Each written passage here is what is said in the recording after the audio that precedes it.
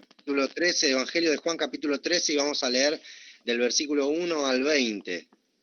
Bueno, leemos al Señor. ¿Lo tiene, mi hermano? Evangelio de Juan, capítulo 13, versículo 1 al 20. Paso a leer en el nombre del Padre, del Hijo, del Espíritu Santo, que está con nosotros. Antes de la fiesta de la Pascua, sabiendo Jesús que su hora había llegado para que pasase de este mundo al Padre, como había amado a los suyos que estaban en el mundo, los amó hasta el fin. Y cuando cenaban, como el diablo ya había puesto en el corazón de Judas Iscariote, hijo de Simón, que le entregase, sabiendo Jesús que el Padre le había dado todas las cosas en las manos, y que había salido de Dios, y a Dios iba, se levantó de la cena y se quitó su manto. Y tomando una toalla, se la ciñó. Luego puso agua en un lebrillo, y comenzó a lavar los pies de los discípulos, y a enjugarlos con la toalla con que estaba ceñido. Entonces vino Simón, Pedro, y Pedro le dijo, Señor, ¿tú lavas los pies? Respondió Jesús y le dijo, lo que yo hago tú no lo comprendes ahora, mas lo entenderás después. Pedro le dijo, no me lavarás los pies jamás. Y Jesús le respondió, si no te lavare, no tendrás parte conmigo. Le dijo Simón Pedro, Señor, no solo mis pies, sino también las manos y la cabeza. Jesús le dijo, el que está lavado no necesita sino lavarse los pies, pues está todo limpio, y vosotros limpios estáis, aunque no todos. Porque sabía quién le iba a entregar. Por eso dijo, no estáis limpios todos. Así que, después de que hubo lavado los pies, tomó su manto, volvió a la mesa y les dijo, ¿sabéis lo que os he hecho? Vosotros me llamáis maestro y señor, y decís bien, porque lo soy. Pues si yo, el Señor y Maestro, he lavado vuestros pies, vosotros también debéis lavaros los pies los unos a los otros. Porque ejemplo os he dado, para que como yo os he hecho, vosotros también hagáis. De cierto os digo, el siervo no es mayor que su Señor, ni el enviado es mayor que el que le envió.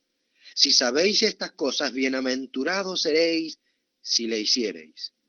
No hablo de todos vosotros, yo sé a quienes he elegido, mas para que se cumpla la Escritura, el que come pan conmigo, levantó contra mí su calcañar. Desde ahora os lo digo antes que suceda, para que cuando suceda creáis que yo soy. De cierto os digo, el que recibe al que yo enviare, me recibe a mí, y el que me recibe a mí, recibe al que me envió. Amén. Pastor Fuertes. Amén. Sí, hola a todos, los vuelvo a saludar y en primer lugar estuvo muy bien cuando dijo Esteban, si todavía tengo esa palabra en mi mente, ¿no?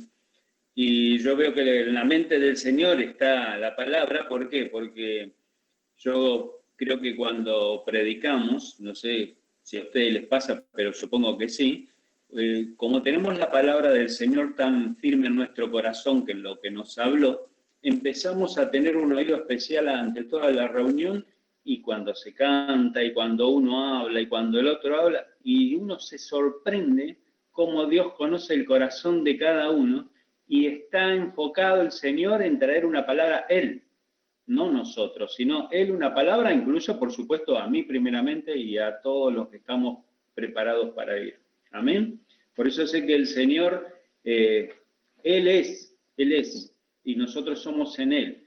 Y la palabra del Señor es la que viene para nosotros y somos nosotros los que tenemos que despertar en Él. Vamos a orar un momento y continuamos. Señor, te damos gracias. Te doy gracias, Señor, por este tiempo que compartimos. Y te doy gracias por tu palabra, Señor. Ayúdanos a estar atentos, despiertos, con un corazón abierto Y sobre todo, Señor, que tu Espíritu Santo nos dé claridad, Señor, y nos hable mucho más de lo que las palabras que podamos decir nosotros, sino que tu palabra, que es profunda, Señor, pueda llegar a nuestro ser en lo más profundo y nos haga ver, Señor, nuestras situaciones, nuestras cosas, lo que tenemos que ser, cómo tenemos que ser, Señor, para que se produzca, Señor, ese crecimiento, los frutos, Señor, que tú quieres que salgan de nosotros. Gracias, Señor, por la iglesia, gracias por cada hermano. Bendícenos a todos, te lo pedimos ahora y te lo agradecemos en el nombre de Jesús, nuestro Señor. Amén. Y amén. Nuestro Señor Jesucristo, vemos en las Escrituras que dio muchos sermones. Por ejemplo, Mateo nos muestra 5 sermones de Jesús, ¿no es cierto? Y todos, desde el Sermón del Monte, son muy importante, la palabra del Señor siempre es importante. Y así como conocemos las enseñanzas, la doctrina de nuestro Señor, después de las enseñanzas de nuestro Señor, tenemos Hechos, la carta de los apóstoles. Y ahí vemos el fruto, podríamos decir, la obra en acción. Ya los discípulos, los apóstoles, andando en esta vida. ¿Sí? Así, algún comentarista lo define como el fruto de la planta. ¿Me están escuchando todos? Sí. Les digo que yo hace un ratito se me había cortado, o sea, perdí la conexión y lo volví a recargar. Les comento por las dudas, les pase a ustedes. Bien. Entonces, allí un comentarista les decía que lo define como el fruto de la planta, lo que pasaba en Hechos, ¿no? Los apóstoles. Que lo que dio comienzo, ¿en dónde? En nuestro Señor Jesucristo, en los 4 evangelios, que el Espíritu Santo completó la enseñanza del Señor Jesucristo, como había prometido. Allí en Juan 16, del 12 al 14, dice, aún tengo muchas cosas que deciros, pero ahora no las podéis sobrellevar. Pero cuando venga el Espíritu Santo de verdad, Él os guiará a toda la verdad, porque no hablará de su propia cuenta, sino que hablará todo lo que oiga y os hará saber las cosas que habrán de venir. Él me glorificará, porque tomará de lo mío y os lo hará saber. El Señor habló prácticamente de todo, y cuando llega al final, por eso es que si tuviera que poner un título a esta predicación, es más que un desayuno, porque estamos hablando de una cena. Entonces, más que un desayuno, más que una pandemia y algo que es en todo tiempo. ¿Sí? Y aquí el Señor llega, cuando llegó al final a la última noche, la noche de la cena, Jesús se sienta con los discípulos y le da el último sermón, que va desde el capítulo 13 al capítulo 16 de Juan. Y aquí Jesús habla con sus discípulos, únicamente con los discípulos. Y les habla acerca de todas las cosas que tienen que ver con el Espíritu Santo. Les habla de todas las cosas que tienen que ver con la conducta del cristiano, la esperanza que tenemos en Cristo, la forma en que tenemos que estar unidos a la vid. Todo aparece en ese sermón. Ahora, cuando comienza el sermón, Jesús da una lección, como estuvimos leyendo allí en todo el capítulo, ¿no es cierto? Y Jesús, el maestro, daba lecciones prácticas que se podían entender. No era difícil de entender lo que él decía, no eran solo lecciones teóricas las que él daba. Y aquí Jesús da comienzo al sermón del aposento alto, como se dice, o como lo dice Marcos 14, el aposento que el Señor ya tenía preparado. Lo sorprendente en los evangelios es que el único que cuenta lo que Jesús hace es Juan, porque estamos aquí en el libro de Juan. Y Juan lo escribe 90 años después de Cristo. Y los otros evangelios se escribieron 60 años después de Cristo. Quiere decir que durante 30 años, Juan, que guardó todas estas cosas, estuvieron guardadas en Juan. Y el Espíritu Santo le dio que escribiera su evangelio, y vemos que el evangelio de Juan tiene una diferencia, porque cuenta cosas que los otros evangelios no cuentan.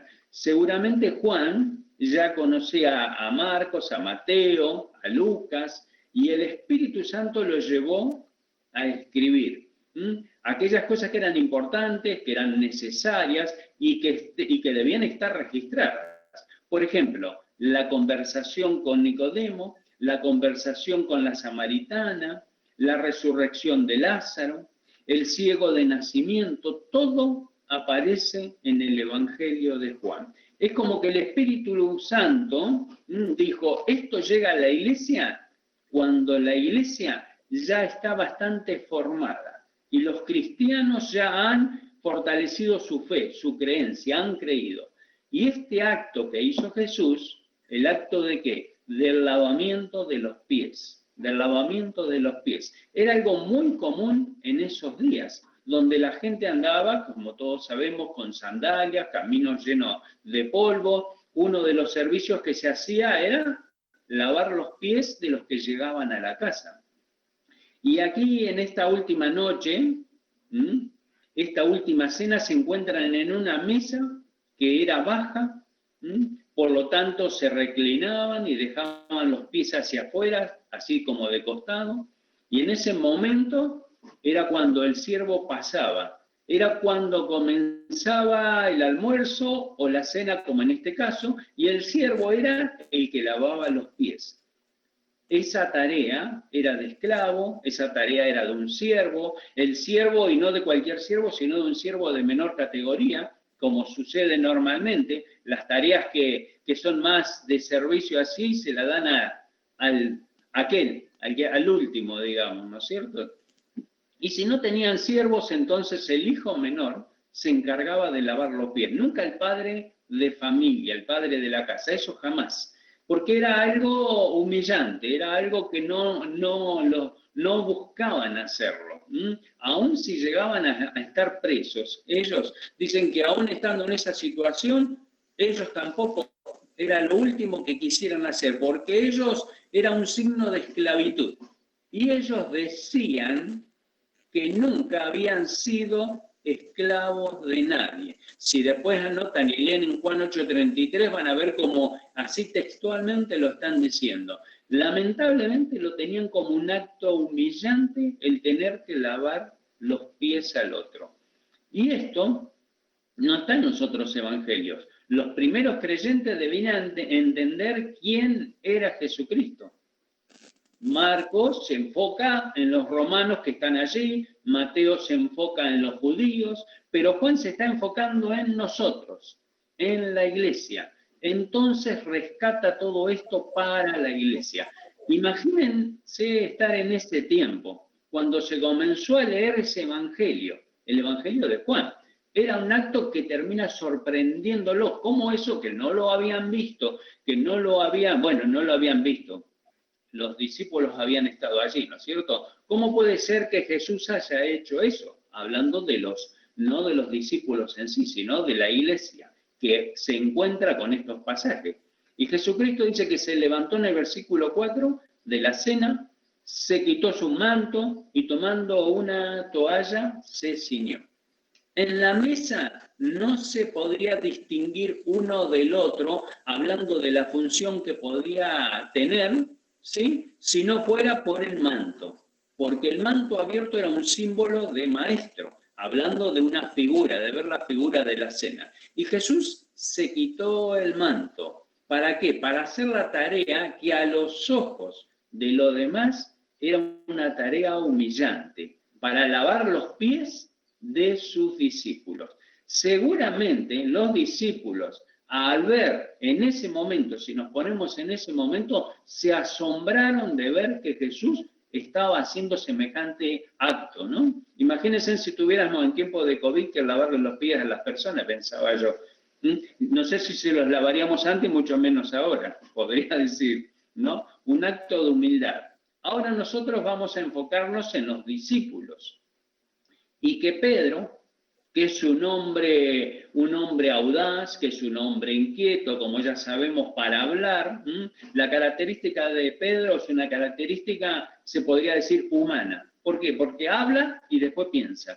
Y así generalmente somos todos nosotros, o lo éramos, esperemos, ¿no? Pedro empieza a hablar con Jesús, empieza a hablar con Jesús y le dice, Señor, tú me lavas los pies, no me lavarás los pies jamás. Él siente que eso no puede ser. Y Jesús le dice que eso es necesario, pero ellos no están aceptando que Jesús tome el lugar de siervo, ¿sí? Y Jesús está confirmando aquí lo que las enseñanzas que les había estado dando durante 3 años. Y aún ellos no habían entendido. 3 años con los discípulos y llegan a este momento y se sorprenden de una actitud que va a tener el Señor. Un día Jesús va caminando y oye que los discípulos discuten atrás de él y Jesús le pregunta allí en Marcos 9:33, ¿qué disputáis entre vosotros en el camino?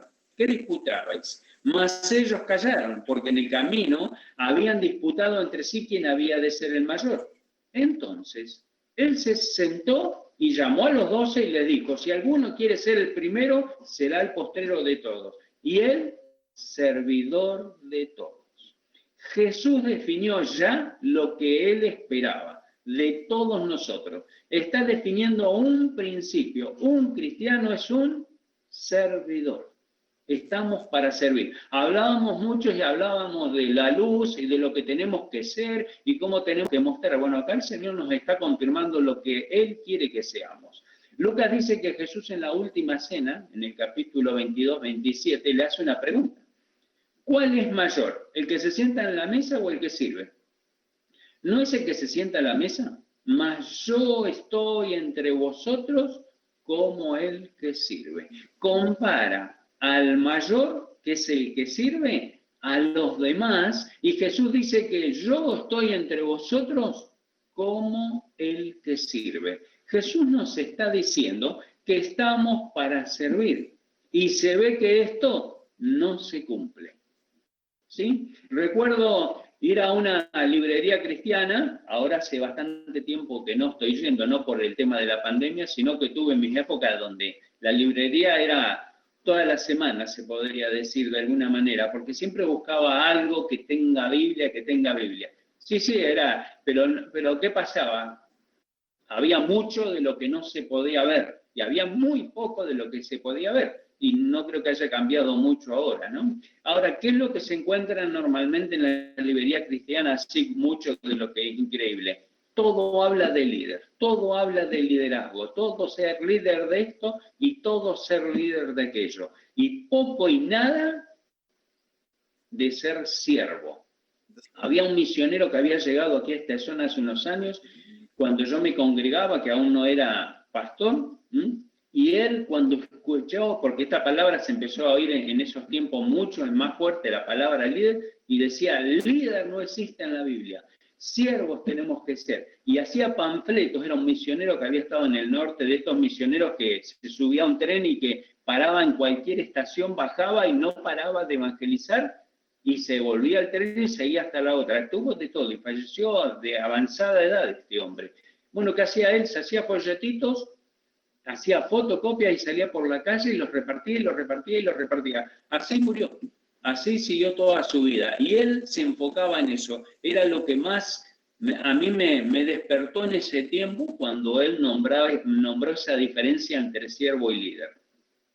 Y en las iglesias que no tienen sana doctrina, si vamos y preguntamos a la congregación si quieren ser líder o siervo, todo el mundo está pensando en un liderazgo. Todo el mundo está enfocado en ser líder de algo. Y líder es el que manda, y el cristiano está para servir. No se nace de nuevo para liderar, como un enfoque total. Sí, claro que hay quienes tienen mayor autoridad, ¿no es cierto? Y se los debe respetar. Por supuesto que existe eso, pero todos debemos enfocarnos siempre en la palabra o en la actitud de ser siervos del Señor, porque estamos para servir al Señor. Y el Señor marcó eso ese día. Primero a sus discípulos, que tienen que aprender primero, que tienen que estar para servir. La iglesia no puede estar esperando sentados que el Señor les sirva y que el Señor los bendiga. Tenemos que ser los que toman la toalla y son de bendición para los demás, para el prójimo. Porque así como muchos buscan solo liderazgo, hay muchas personas que dicen, ¿por qué el Señor no me bendice? Y es el Señor el que nos llamó, ¿no es cierto?, para eso. No nos llamó para ser líderes, sino para que seamos bendición para los demás.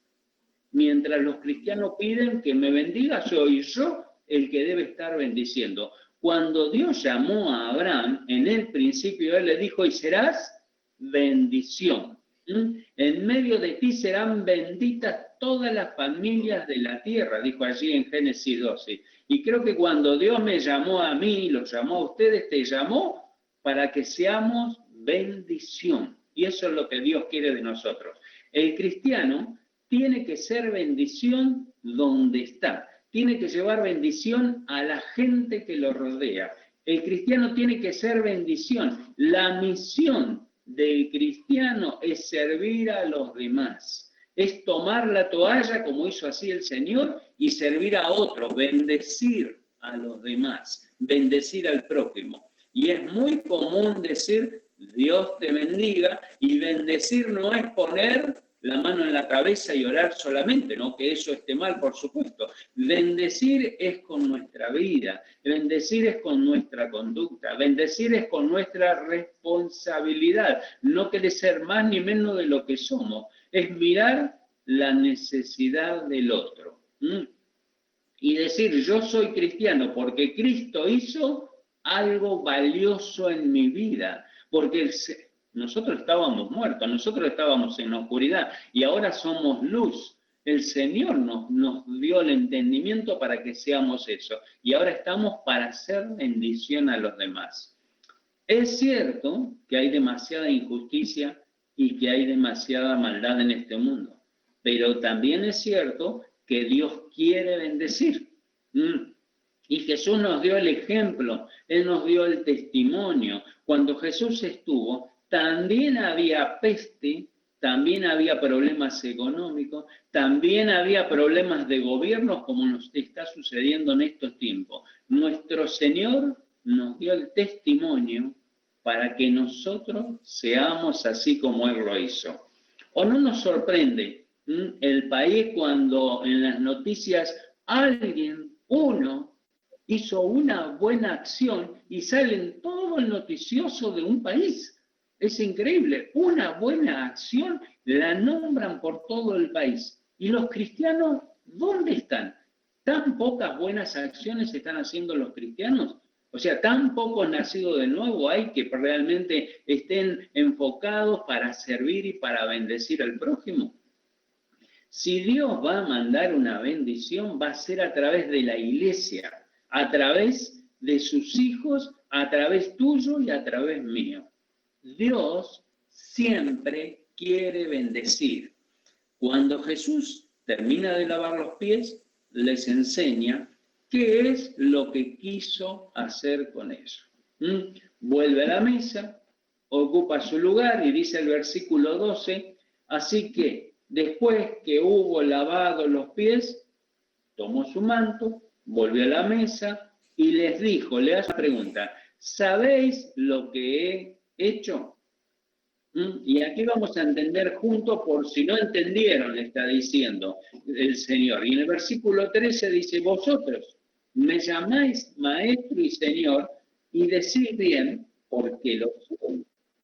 Jesús tenía en claro el concepto de quién era Él. Él era el maestro, Él era el Señor. Así también Pablo lo dijo. Pablo en Romanos 12:3 dice, nadie tenga más alto concepto de sí que el que debe tener, sino piense de sí con cordura.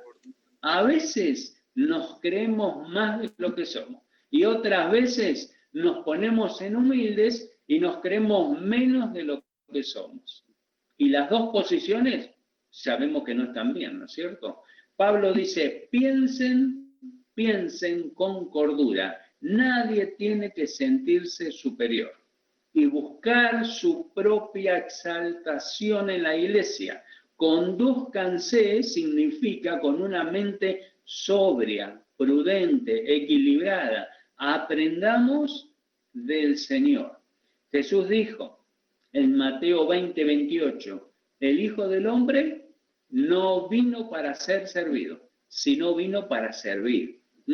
¿Acaso no es cierto que en todos los tiempos el hombre busca su propia exaltación? No es una naturaleza en el hombre que está metida dentro de él queriendo, es una lucha que tenemos que tener todos nosotros, de tener una mente equilibrada, prudente, sobria, para no desviarnos del objetivo de estar para servir al Señor. En Ezequías, hablando de que el hombre siempre tiene esa inclinación. Ezequías tenía un funcionario que se llamaba Semna. Era tesorero y escriba, un secretario del rey Ezequías. Un día Isaías tiene una conversación con Semna. Semna se creyó que era una persona muy importante. Hasta en la parte más alta de la ciudad se había hecho un sepulcro para que cuando él muera entierren allí sus restos, ¿sí? Y Dios le dice, por medio, Dios siempre nos va a advertir todas las cosas. Dios le dice por medio de Isaías, en el 22:15, Jehová de los ejércitos dice así, entra a este tesorero, a Semna, el mayordomo, y dile, ¿qué tienes tú aquí? ¿O a quién tienes aquí? Que labraste aquí sepulcro para ti, como el que en lugar alto labra su sepultura, o el que esculpe para sí morada en una peña. Dios acá lo está poniendo en su lugar. Jeremías tenía un siervo que se llamaba Baruch, todos lo sabemos. Baruch escribía las profecías de Jeremías, y Jeremías hablaba y Baruch copiaba. Algunas veces, cuando Jeremías le prohibían hablar, y que eran muchas, Baruch iba al templo y él leía las profecías. Y Baruch se empezó a sentir importante. Imagino que él daría las profecías ya como palabra de él. Y Jeremías 45 dice, le hace una pregunta, ¿y tú buscas para ti grandezas? No las busques. Ese mismo versículo en Nueva Traducción Viviente dice, ¿buscas grandes cosas para ti mismo? No las hagas, no lo hagas. No las busques. Le sigue diciendo, porque aquí que yo traigo mal sobre toda carne, ha dicho Jehová, pero a ti te daré tu vida por botín, por recompensa, en todos los lugares donde puedes. Le está diciendo, dale gracias a Dios que te otorga la vida que Dios rescató de la muerte. En medio de todo lo que estaba viviendo, habiendo sido rescatado de la muerte, él buscaba grandezas para sí. Jesús lo experimentó también con sus discípulos. 3 años con ellos y discutían constantemente. Hasta la última cena, ¿quién era el mayor? Las discusiones que tenían siempre pasaban por ese lado. Y cuando no podían lograrlo, llamaban a la mamá y le decían que le vaya a decir a Jesús que uno se siente a la derecha y que el otro se siente a la izquierda. Así era la conducta que tenían los discípulos.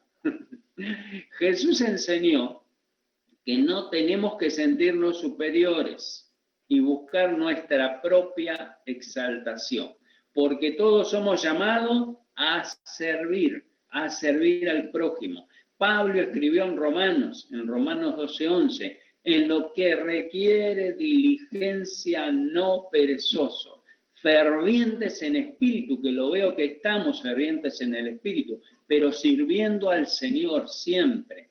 Le escribe a los tesalonicenses, os convertisteis, gloria a Dios, por eso de los ídolos a Dios, para servir al Dios vivo y verdadero. A los Gálatas, en 5:13, servíos por amor los unos a los otros. A los Colosenses, en 3:23-24, todo lo que hagáis, hacerlo de corazón, como para el Señor y no como para los hombres, porque a Cristo el Señor servís. No podemos dejar de ver estos versículos, y hay muchísimos más. Nos está diciendo que la misión que tenemos es servir, servir. ¿Y cuándo servimos al Señor? Cuando servimos al necesitado. ¿Necesitados habrá en la tierra? Siempre. Cuando servimos al perdido, ¿perdidos habrá en la tierra? Siempre. Cuando servimos a nuestro prójimo, no estamos solos. Siempre va a haber alguien alrededor nuestro. Y allí, en ese momento, es cuando nosotros estamos sirviendo al Señor. Y por supuesto que vamos a ser defraudados. ¿Acaso el Señor no lo fue? Muchas veces en el servicio, pero ¿qué tenemos que hacer? No nos cansemos de hacer el bien, en servir a los demás. Seremos recompensados. Y si no somos recompensados por aquellos a quienes ayudamos, nosotros no tenemos que preocuparnos por eso. Podemos hasta ser tenidos nosotros por tontos, porque se burlan, que uno dice, pero me está tomando el pelo a mí. Al final dice, yo estoy tratando de ayudarlo, de hacerlo el bien, y no me viene a la iglesia. El cristiano está para hacer el bien y para servir. Y muchos malinterpretan que solo el servir lo buscan en el templo o en la iglesia, ¿no es cierto? Como pastores, como ministros, se puede caer en ese error donde muchas iglesias lo hicieron y cayeron, ¿no es cierto? Que por falta de servidores en la iglesia, solamente se inclina a motivar a servir únicamente en el templo. Y estamos para servir en todo lugar. El cristiano debe servir en todo lugar. No todos son maestros, no todos son pastores, no todos son ujieres. Solo unos pocos servirán en el templo, pero todos serviremos en todo lugar. El servir no es un puesto en la iglesia. Hoy se vive en una sociedad que se enfoca en sí mismo, donde lo importante es que estés cómodo, es que te sientas feliz. La felicidad del mundo es ser una persona exitosa, es vivir feliz, pero el gozo del creyente está en ser fiel al que lo tomó, ser fiel al Señor. ¿Cuánta gente viene a la iglesia buscando la bendición? La gente vive enfocada en sí misma, no busca ser bendición a los demás, busca llevarse una bendición para sí mismo. Pero las personas, lo más importante es lo que yo quiero, lo que yo necesito, a lo que yo aspiro. ¿Eso será egoísmo? Porque necesidades hay, pero de la necesidad al egoísmo, yo creo que el egoísmo lo llega a cubrir. Las noticias no dejan de mostrar que hay siempre servicios hacia la gente. Ellos dicen, cualquier cosa vos podés llamarnos, estamos para servirte, nuestra empresa está a tu servicio. Aún esto me hace pensar, porque yo siempre lo veo mucho con los médicos dicen, si no llegás a tener dinero, vos me venís y me ves. Sí, cuando tenés dinero, cuando tenés obra social, te cobran en negro. Y cuando no tenés, te cobran en negro también. Te cobran siempre. Nunca, no he llegado a ver un servicio en silencio. Tristemente no. Y ellos no hacen piquete, no hacen ninguna medida de fuerza. Ellos tienen a un negro ahí que les cobra. No lo sé. Se ve que siempre todo en el ser humano termina en eso. Dan un servicio ligado a un negocio. Y somos los cristianos los que debemos separar servicio de negocio. ¿Sí? Nosotros tenemos que hacer el bien porque el bien es lo que está en nosotros y es lo que tenemos que hacer. A veces, como le decía, decimos, le hice tanto bien y no volvió a la iglesia. Y no hacemos el bien para que vengan a la iglesia. Tengamos cuidado. Hacemos el bien porque tenemos que hacer el bien. Y el Señor sabe después qué hacer con ellos y con nosotros. ¿O queremos hacer el bien nada más para llenar la iglesia? Hagamos el bien porque es lo que está en nosotros y es lo que tenemos que hacer. Jesús andaba sanando, curando, resucitando, daba vista a los ciegos, alimentaba. ¿Cuánta gente sanó el Señor en 3 años de su ministerio? Y resulta que cuando llega al final, había 120 personas. ¿Y qué cantidad de personas fue la que estuvieron cerca del Señor? Si nos desenfocamos en la verdadera misión, podemos caer en los métodos del mundo. Podemos caer en la influencia de una sociedad individualista, que solo yo y yo. Caer en pensar que en nuestras necesidades, que nuestros problemas, que nuestro deseo, buscar permanentemente la bendición y no ser de bendición para los demás. Sabemos que la bendición de Dios está sobre sus hijos. Dios no es injusto para olvidar vuestra obra y el trabajo de amor que habéis mostrado hacia su nombre, habiendo servido a los santos y sirviéndoles aún. Y sigue diciendo, pero deseamos que cada uno de vosotros muestre la misma solicitud hasta el fin. No es solamente un día, no es solamente un testimonio de una vez, sino que es constante, es siempre. No es salir a buscar, es ser bendición, es hacer lo que es bueno, es hacer lo que es sano, es hacer lo que el Señor nos mandó a hacer.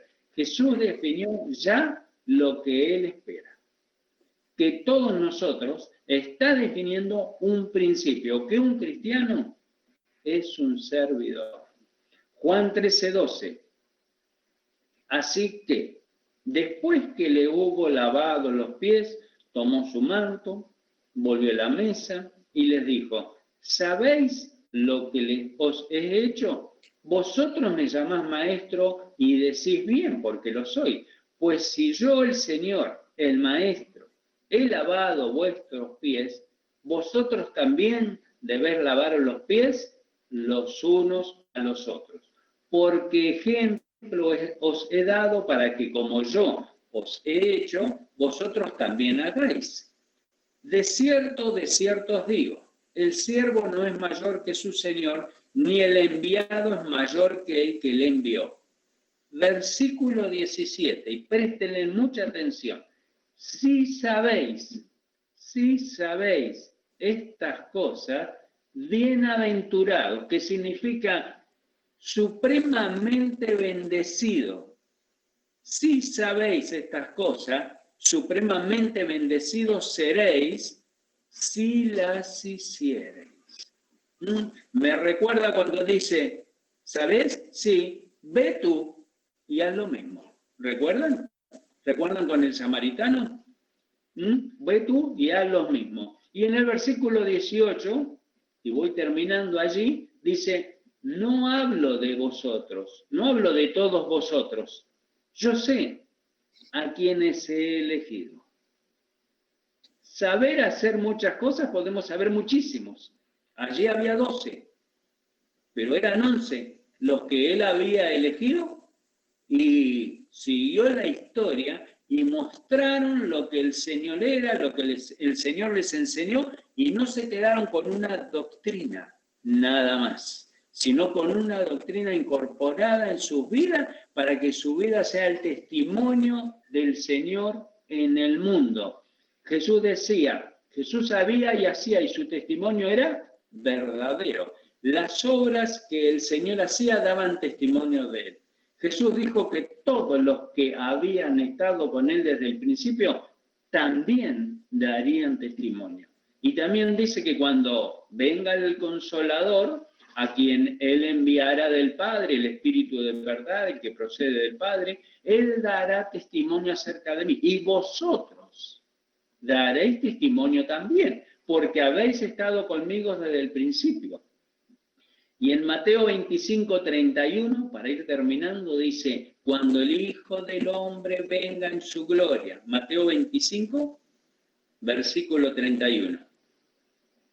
Cuando el Hijo del Hombre venga en su gloria y todos los santos ángeles con él, entonces se sentará en su trono de gloria, serán reunidos delante de él todas las naciones y apartará los unos de los otros, como aparta el pastor las ovejas de los cabritos, y pondrá las ovejas a su derecha y los cabritos a su izquierda. Entonces el rey dirá a los a su derecha, venid benditos de mi Padre, heredad del reino preparado para vosotros desde la fundación del mundo. Porque tuve hambre y me diste de comer, tuve sed y me diste de beber, fui forastero y me recogisteis, estuve desnudo y me cubriste, enfermo y me visitasteis, en la cárcel y vinisteis a mí. Entonces los justos le responderán diciendo, Señor, ¿cuándo te vimos hambriento y te sustentamos, o sediento y te dimos de beber? ¿Y cuándo te vimos forastero y te recogimos, o desnudo y te cubrimos? ¿O cuándo te vimos enfermo o en la cárcel y vinimos a ti? Y respondiendo el rey le dirá, de cierto os digo que en cuanto lo hiciste a uno de estos mis hermanos más pequeños, a mí me lo hiciste. Entonces dirá también a los de la izquierda, apartaos de mí, malditos, al fuego eterno, preparado para el diablo y sus ángeles.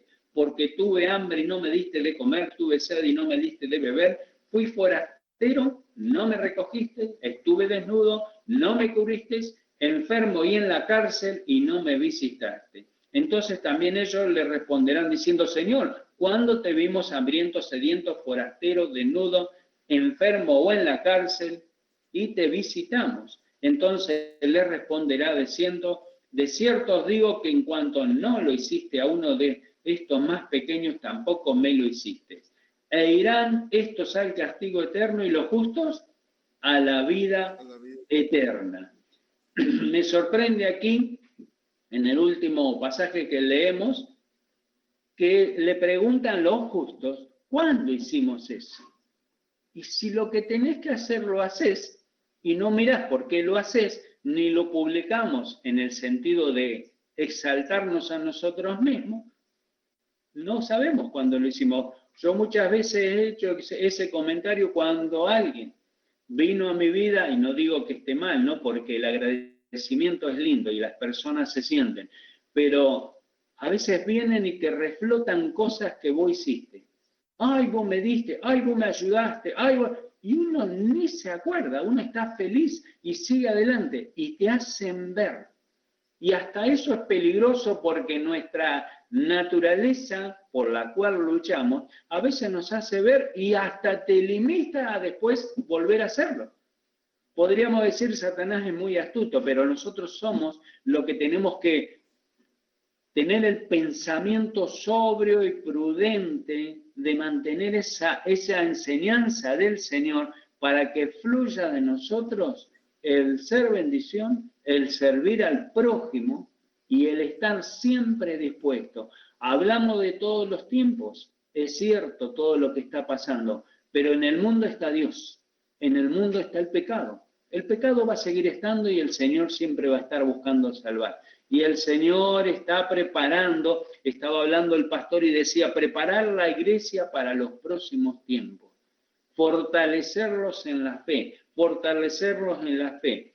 La iglesia será un reflejo de lo que nosotros seamos, dijeron por allí. ¿Sí? Virtudes, primera de Pedro 2:9 que leíste allí, virtudes, bondad de Dios, buenas acciones. Cada uno estuvo diciendo algo de una intención que el Espíritu Santo de Dios ha puesto hoy en nuestros corazones para que no nos enfoquemos, o sea, para que sepamos, pero para que hagamos. No solamente para que sepamos todas las cosas. Sabemos los que vivimos en estos tiempos, sabemos lo que va a venir en los demás tiempos. La pregunta es, ¿qué estamos haciendo de ser individualmente cada uno primero para no llevar al otro? Si un ciego no puede llevar a otro ciego, que nuestras propias acciones como las que hizo el Señor se levantó de la mesa, él sabía quién era, hizo lo que quiere que nosotros hagamos hoy. Y él no perdió su dignidad ni también lo que él era en sí. Amén, mis hermanos. Amén. Vamos a orar al Señor y vamos a darle gracias.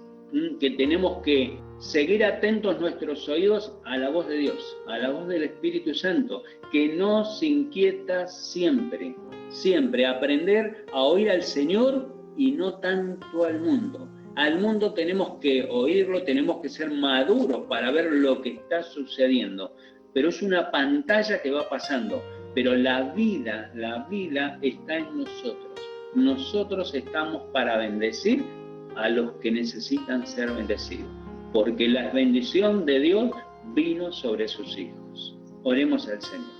Cierren sus ojos y oramos. Señor, te damos gracias porque tú eres nuestra fortaleza, Señor. La fortaleza que tenemos para vencer, Señor, todo obstáculo, para hacer sin pedir nada a cambio. Para hacer tu voluntad en esta tierra, Señor, viene solo de ti. Tú nos diste tu Espíritu Santo para que nos guíe, para que nos haga ver, para que nos fortalezca, para que nos recuerde todas las cosas, para que nuestro corazón, Señor, que tú los transformaste, ya no busque lo suyo, sino que busque dar, porque estamos llenos de ti, Señor. Lleno de ti, Señor. Tú sobreabundas en nuestras vidas de tu amor, de tu misericordia, de tu perdón, de tu bondad. Señor, ver al prójimo, ver las personas y no ver la maldad. Se entristece en nuestro corazón ver cómo la maldad ha ahogado las vidas de las personas de este mundo y los tienen presos y buscan maldad tras maldad y se pierden a sí mismos. No disfrutan nada, no disfrutan la relación con la familia, no disfrutan sus propios cuerpos, no disfrutan el amor al prójimo, ven al caído, al necesitado y ni siquiera se acercan a ellos, Señor. Y tú nos pusiste a nosotros, Señor, para que cuando veamos al necesitado, al débil, al forastero, al preso, al enfermo, nuestro corazón se conmueva, Señor, y no solamente oremos por ellos, sino que nos preocupemos por estar cerca de ellos, Señor. Hoy nos acercamos de esta manera, Señor. Tú pondrás la forma que tenga que ser. Si es necesario, Señor, nos dirás y nos hablarás y nos levantarás y nos enviará como enviaste allí a Pablo cuando era Saulo y estaba ciego, Señor, y fue y oró, Señor, y su vista fue recobrada. Tus propósitos, Señor, siguen vigentes hoy y siempre, porque tu amor, Señor, sigue permanente, tú permaneces fiel. Señor, yo te pido en el nombre de Jesús, por cada uno de nosotros, por mis hermanos, por tus siervos, Señor, que así como nos hablaste hoy, Señor, a los que tú llamaste, Señor, a los que tú escogiste, Señor, hoy, Señor, puedas estar inquietando los corazones para que ellos estén tranquilos, Señor, y puedan tener los ojos abiertos ante toda necesidad y tú puedas obrar por medio nuestro. Gracias te doy, Señor. Gracias por tu palabra. Gracias por hablarnos en este día. Guárdanos a todos, Señor. Y oramos por el resto de los hermanos, los pastores, Señor, de Casa de Oración, sus necesidades, Señor. Sabemos de los conflictos, de las luchas y sobre todo de los temores, Señor. Líbralos de los temores que puedan tener y fortalécelos en la fe. Te damos gracias, Señor, por permitirnos hoy estar reunidos en tu nombre. Y te lo agradecemos en el nombre de Jesús nuestro Señor. Amén.